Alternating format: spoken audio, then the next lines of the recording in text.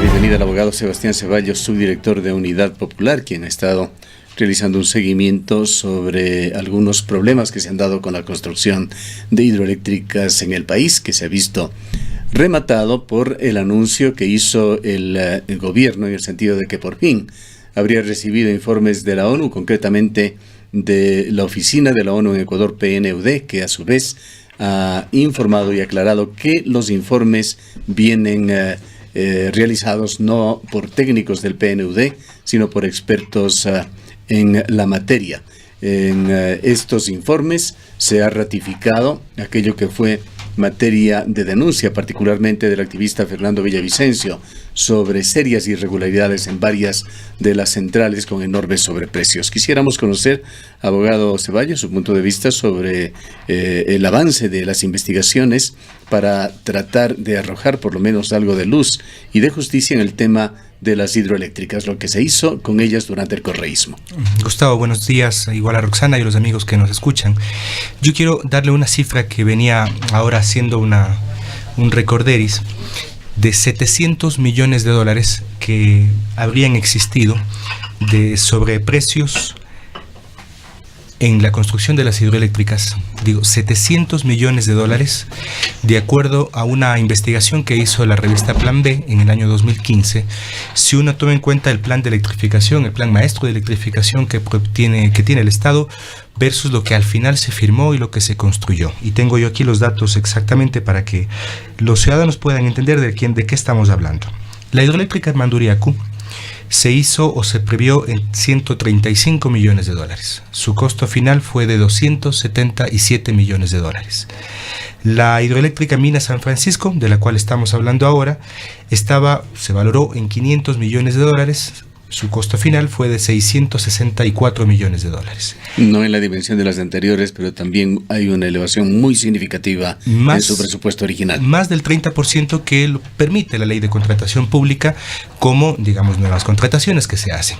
Nosotros hemos hecho una suma. Todo esto representa de las 8 hidroeléctricas 700 millones de dólares que existieran o que podrían existir en sobreprecios, incrementos, nuevos contratos. Esto, Gustavo, y permítame matizar nada más, no ha sido investigado aún por el Estado ecuatoriano y tampoco es parte de la investigación del PNUD.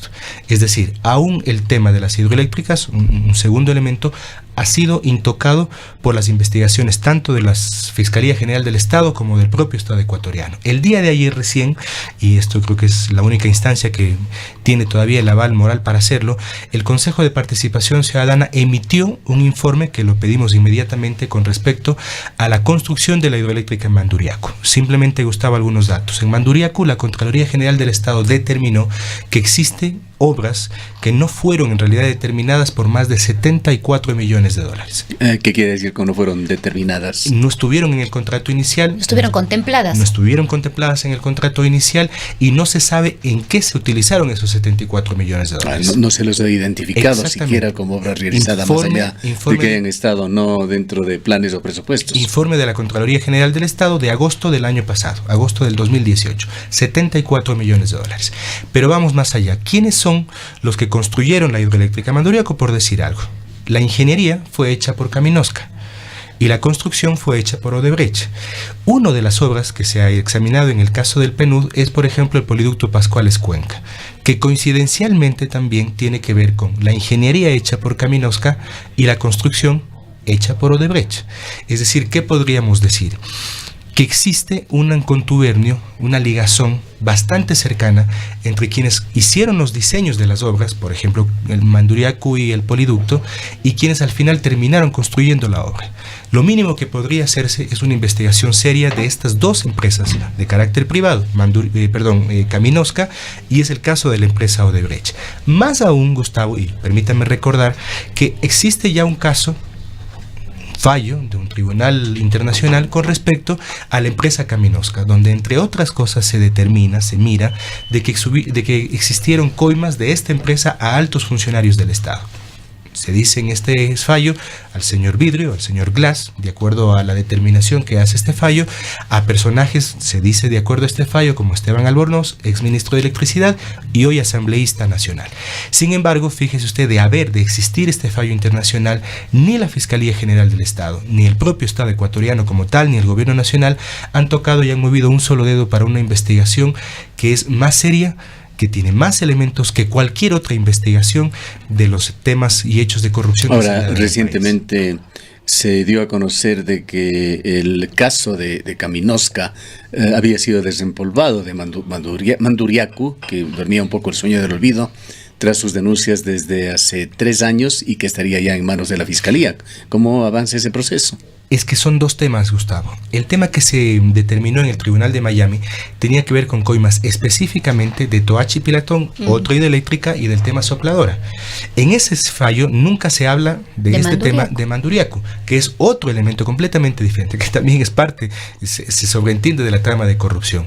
A lo que vamos, y el hecho concreto es que habiendo un fallo, habiendo elementos de investigación, habiendo una empresa internacional como la empresa Cruz, que es una empresa de auditoría muy seria, que a nivel internacional hizo una auditoría de los fondos de Kaminovska, que determinó que existieron faltantes por $3,5 millones, que se entregaron a altos funcionarios del Estado, no se ha movido un solo dedo con respecto a ese caso.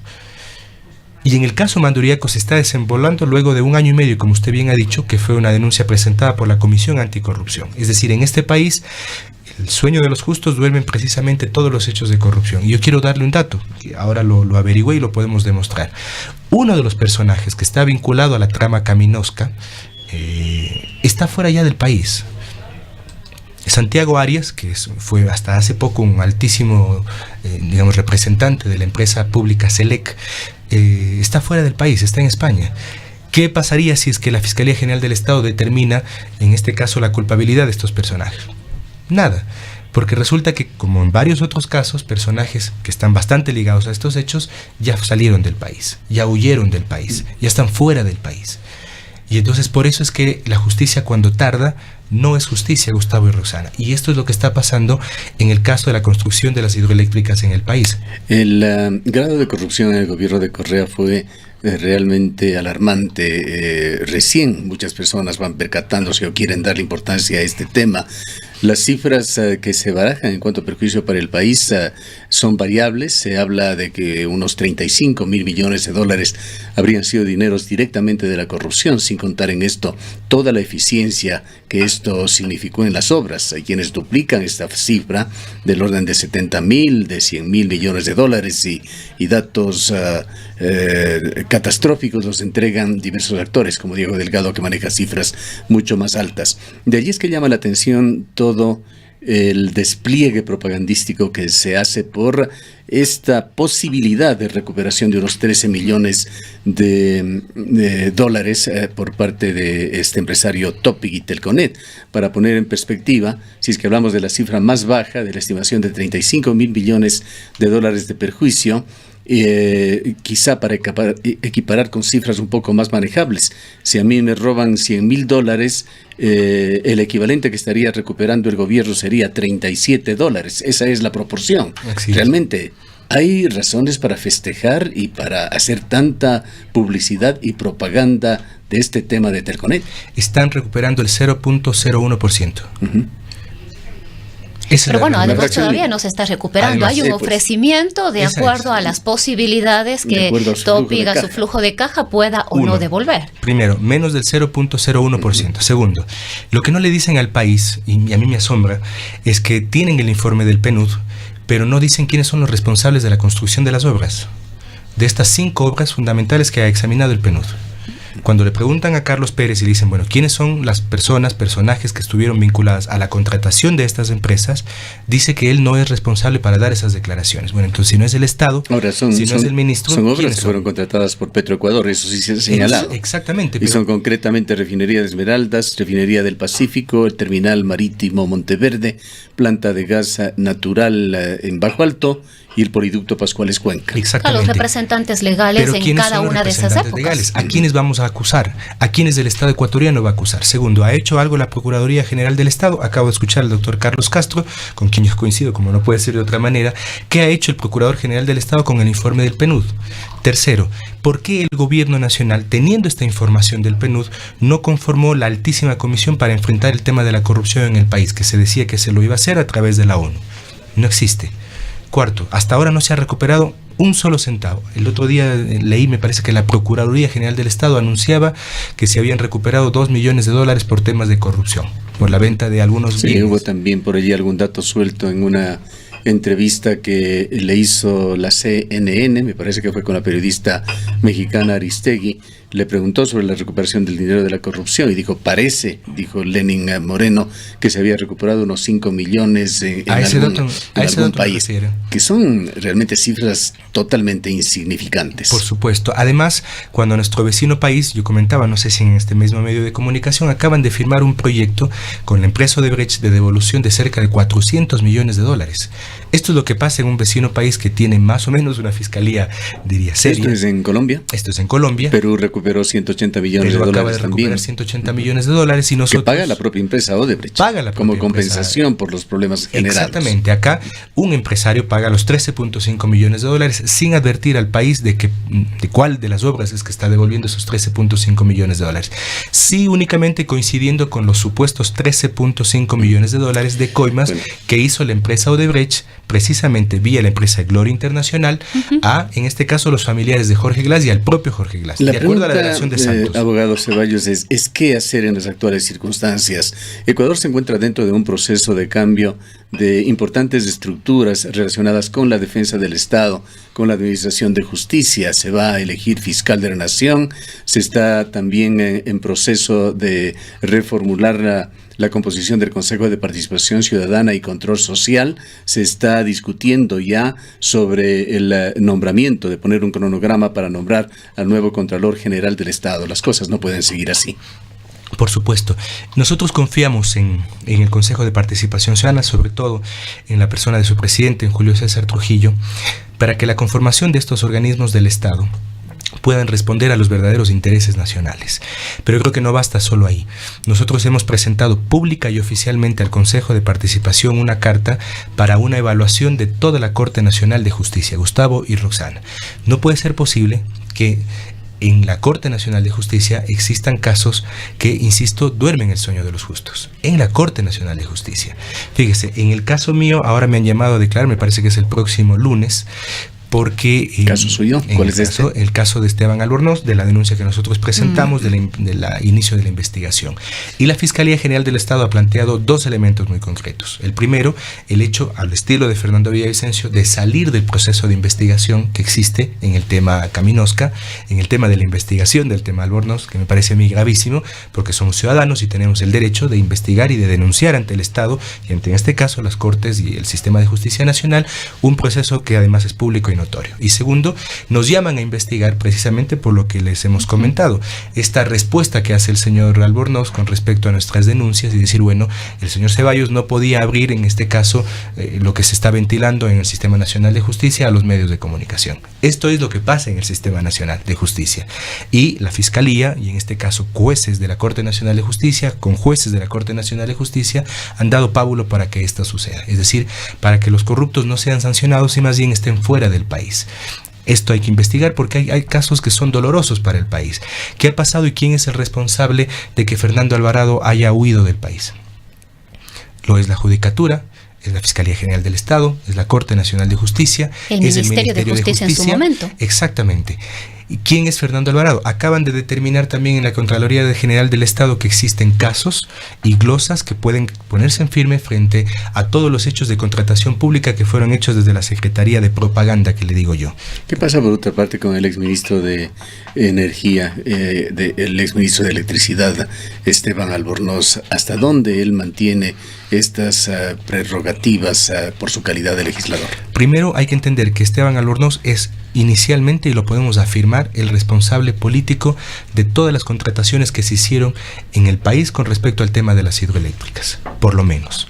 Y eso no lo puede desdecir ni él ni absolutamente nadie en el país. El ministro de Electricidad fue Gustavo Igorzana, nada más y nada menos que el presidente del comité sectorial, o mejor dicho, de las empresas públicas que estaban ligados al tema de la contratación de las hidroeléctricas. Me refiero al caso de Selec, que lo es el ministro del ramo, el presidente. Segundo, está claro y es evidente su relación que existió con Jorge Glass Espinel, vicepresidente de la República, hoy acusado precisamente de los hechos de corrupción.